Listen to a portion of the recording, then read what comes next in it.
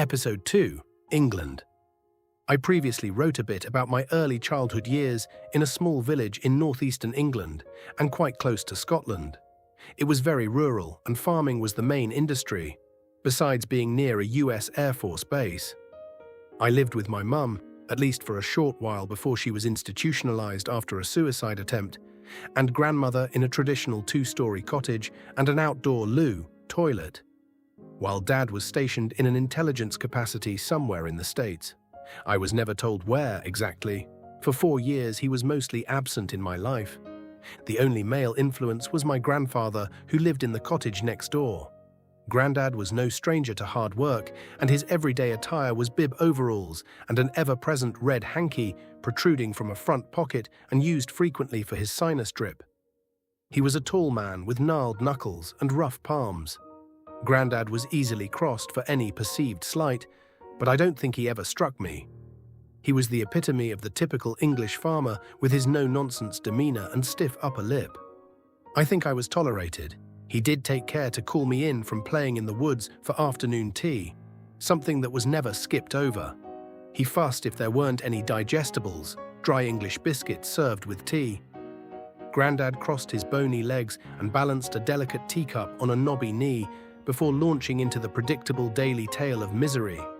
The horrible weather, the hens not producing enough eggs, the endless weeds, and whatever mischief he'd caught me in. My grandmother and aunties tut-tutted throughout all of this, neither in agreement or disagreement, just a carefully learned and much practiced position of neutrality. Now you may wonder where Mum was during this time. She gave birth to my brother 1 year and 364 days after I was born. Shortly thereafter, as I previously mentioned, she was in hospital. With Nana and 2 chain-smoking spinster aunties ever present, and Grandad doing whatever English farmers do, there was never a lack of female influence around me. I do not remember missing my mother. In fact, I'm told that when she was released from hospital and came towards me on the cobbled path to the cottage, I stood my ground with crossed arms and a suspicious glare when she said she was my mum. I was having none of it. Mum said I looked at her as if she were a stranger. Birthdays were always special as well. There were always a cake and candles. Foil cone hats were mandatory as well as crackers, toys that released a loud pop when pulled from both ends, both terrifying and wondrous to a 4-year-old. Dad had sent me a teddy bear with a small music box inside that required a key for access through its back. I kept that bear forever, it seems. On many occasions, I think Teddy was my only link to both safety and sanity. I'm reliving the good stuff in my mind before venturing into the dreadful events I'll address later. There is much to be said for finding comfort and satisfaction in rural village life, where the neighbors' goats escaping would be discussed ad nauseum at high tea and tisked relentlessly by the aunties and sneered at by Grandad for said neighbors' foolishness and neglect. Grandad had a long nose which he could peer down from to instantly channel a plethora of distaste. Despite not having a long nose, I do believe I inherited his disdain for foolishness, though. I think Grandad always had one eye out for me. He seemed to always know where I was about. In our village, everyone knew everyone. I don't think we even had a constable, policeman. Neighbors were few and far apart, and I don't recall having any playmates. It was my regular routine to explore and wander alone through the woods and fields of gorgeous and fragrant bluebells. I have already discussed the postmaster event behind the barn where he was caught trying to pull down my knickers. Grandad caught him out in time, and that was the end of that. By now, Mum was firmly back in our lives. Shortly after being discharged from the mental hospital, she was packing us up to fly to California. Dad was to meet us at the base there. I don't think anyone in our small village had ever been on a plane, and just the thought of the reality of it all rattled many a teacup on knobbed knees. I know that I was beside myself with the thrill and excitement of it all. My brother was in a pram while we paraded down the beaten path to the train station with tattered luggage in hand. Wherever you are in the UK, there is always a railway nearby. The locomotives were huge, black beasts of steam-driven machinery with exotic names such as the Flying Scotsman. To this day, I'm an avid fan of trains. Eventually we got to London. We walked onto the tarmac towards a gigantic Pan-American DC-6 twin-prop plane.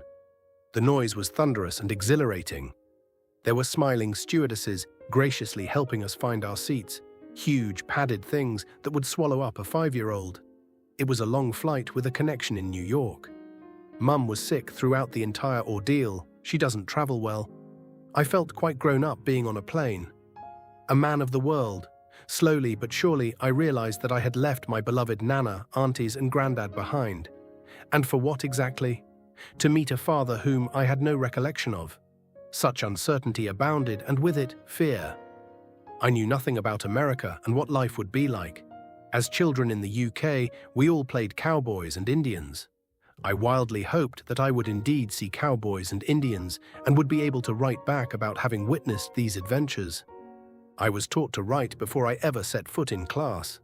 Mail in our village was delivered twice a day, by the villainous postmaster no less. Delivered mail was a grand affair and read aloud around a pot of tea. Perished the thought of having private mail for one's eyes only. A mailed letter was always much anticipated coming from the US, which took about 2 weeks to arrive. Stamped on the envelope with the gravitas of importance was via airmail. Such were the infrequent letters from my father to my mother. Once in the US, I sent a letter to Nana religiously at least once a week, until she died in 1986 at the age of 86. Her claim to fame was being employed as a dancer for the Barnum and Bailey Circus and was featured on magazine covers riding atop an elephant. My first impressions of seeing my father for the first time were mixed. Here was a man who I was supposed to love because, well, I'm told he's Dad. He was only 5'5" with thinning hair, tanned, and wearing a loud Hawaiian print shirt. Everything about my father was loud. Had he been drinking before he gathered us up at the airport? It seemed like every word out of his mouth was shouted. He kissed my mother for an unseemly length of time. It was rather awkward and embarrassing. The British side of me was not keen on open displays of affection such as this. Well, that cemented things. I had been taken against my will to a foreign country and given away to an even more foreign parent. The world was becoming louder, stranger, and harder to understand. In the next episode, we'll be in sunny California and living with Dad.